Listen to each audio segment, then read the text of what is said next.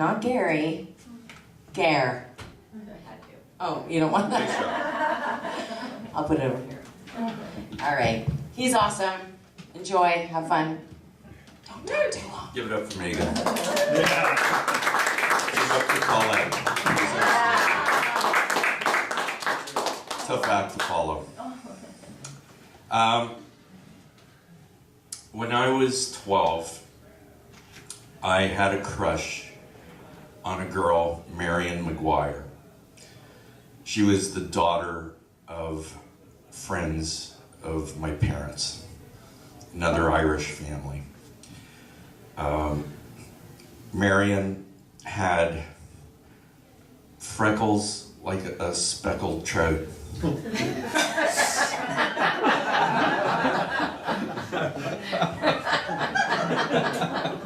She had breasts like 2 loaves of soda bread. I wanted to make a sandwich of her. Before she would let me kiss her, she told me that she had a question for me. And I said, I'm ready to answer anything. And she said, the Beatles or the Stones? So I gamed this out. And I thought, Paul, cute. Ringo, funny. George, mystic. All the songs about romance. I wanted to hold her hand. If I fell, no, as if I fell. I had already fallen. You know, all you need is love. All I needed was her love. And then there were the Stones. Anyone here a Stones fan? Woo! Yeah. Yeah. The Stones had just released their Satanic Majesty's Request. An album so bad, Satan worshippers disavowed it. I said, the Beatles. I lost. Oh,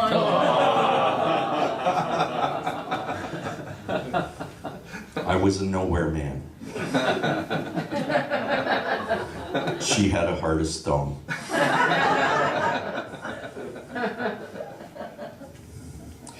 Now, this isn't a tale of woe. This turned out to be perhaps the luckiest break of my life.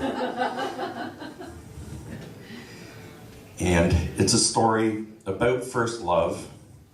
It's also a story about hate. And it's a story about Toronto.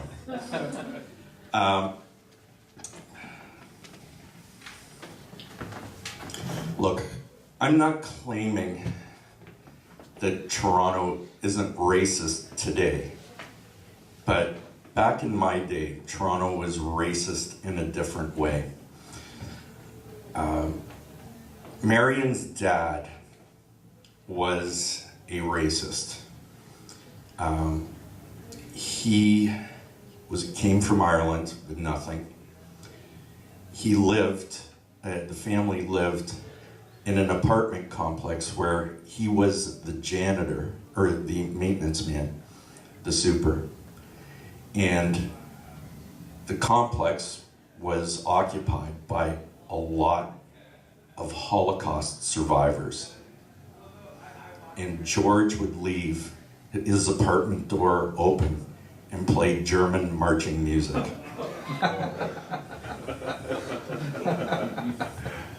By the standards of my people, the Irish, moderately racist.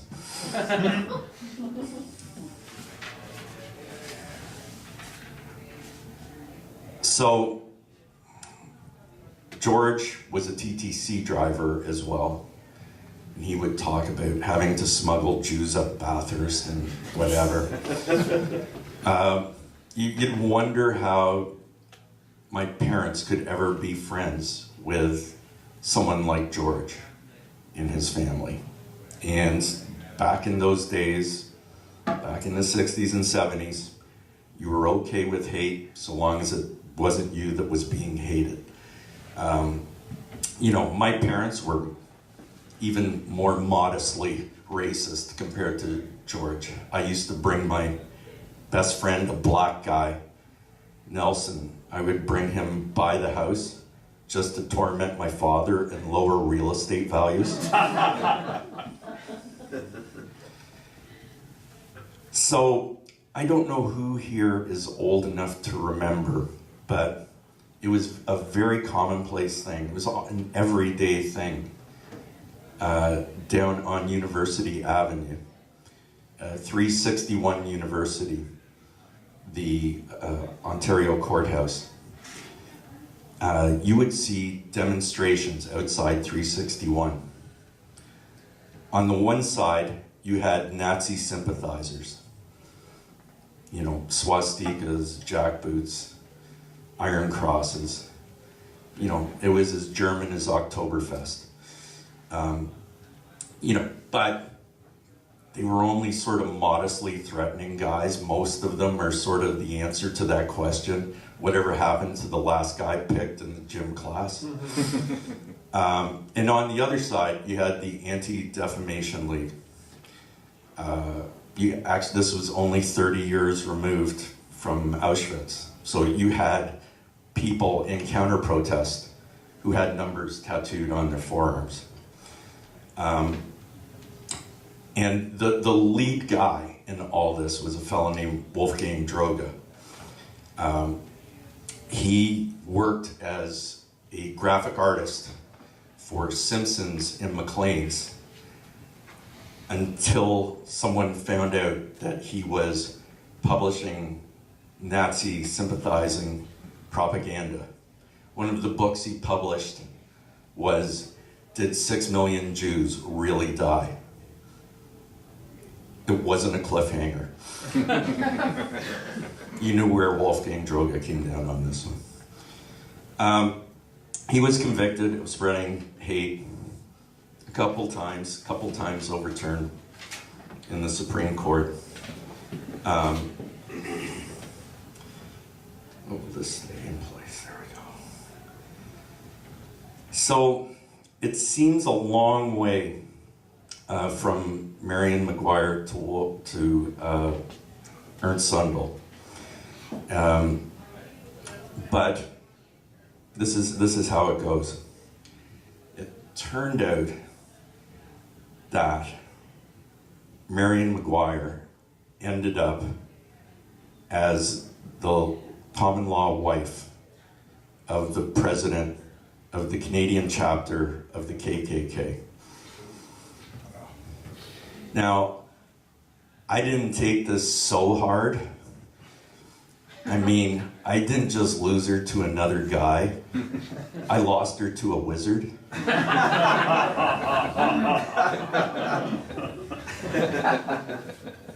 She didn't just deny me, but 6 million Jews.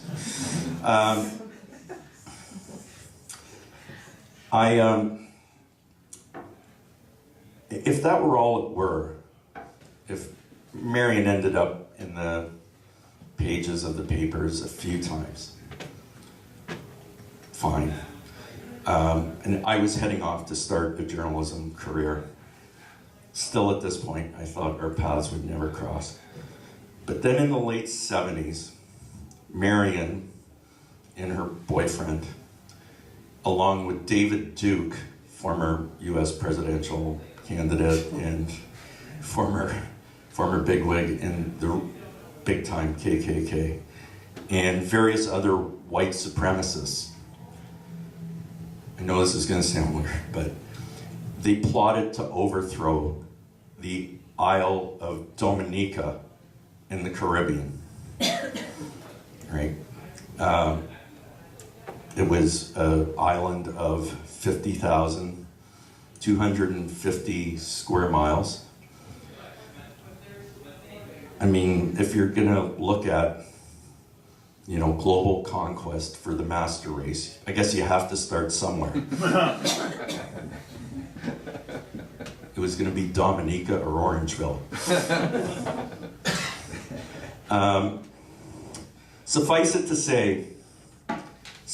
say, it did not quite work out. Dominica did not have an army. But really, to stop these guys, It only really needed a night watchman. It was labeled, and God bless the headline writer who came up with this. It was labeled The Bayou of Pigs.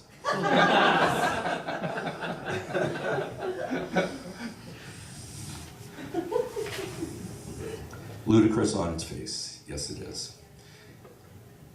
But now the sad part. Only one person went to jail in Dominica. Marion Maguire.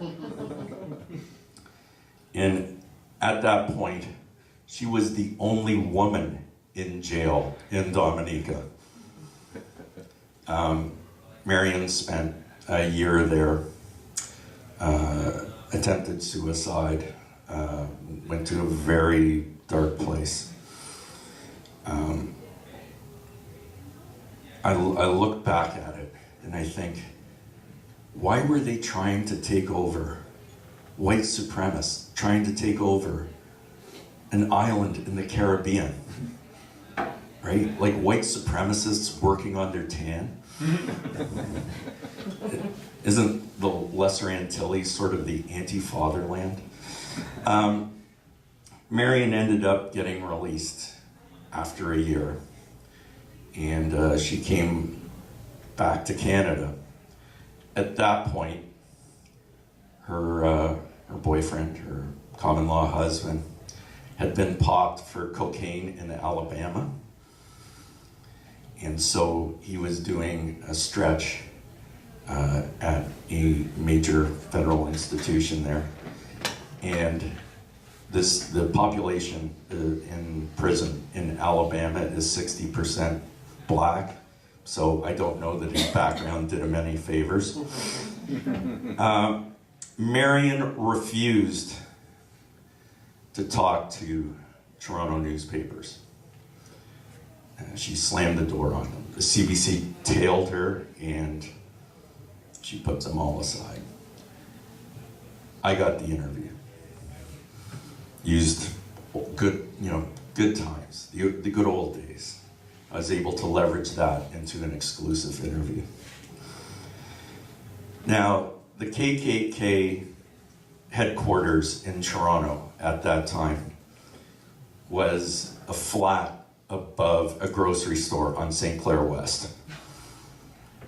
It was not a place where you think of, as a proper setting for global strategic planning. Maybe a game of Risk that went on too long.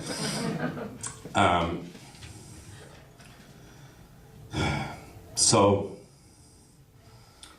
I sat down with Marion and I had plotted out all the questions that I wanted to ask her about the connection to Ernst Sundell, about the connection to Wolfgang Droge. And I sat across from her and I said, do you know that any note that Keith Richards ever played, Chuck Berry played first and better?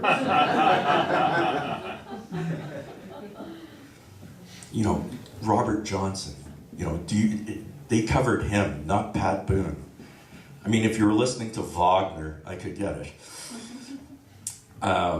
Anyways, Marion bade me farewell and gave me a salute. And I said, you know what? It's gotta be the Beatles. Anyways.